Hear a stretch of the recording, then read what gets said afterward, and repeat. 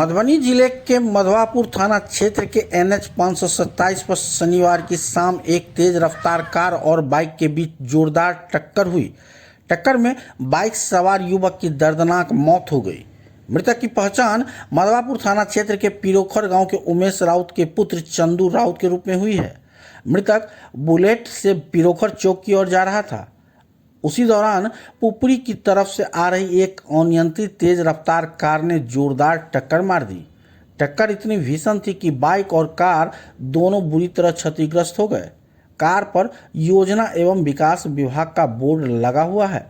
घटना के बाद मौके पर अफरा तफरी मच गई। स्थानीय लोगों ने जख्मी युवक को तत्काल अस्पताल पहुंचाया। वहीं मामले की सूचना पर मधवापुर थाना के डायल 112 की पुलिस टीम मौके पर पहुंचकर मामले की शुरुआती छानबीन की। घटना के बाद से मृतक के घर में कोहराम मचा हुआ है। इधर सड़क पर लगातार हो रही दुर्घटनाओं से लोगों में आक्रोश है और प्रशासन से सड़क सुरक्षा को लेकर ठोस कदम उठाने की मांग की जा रही है।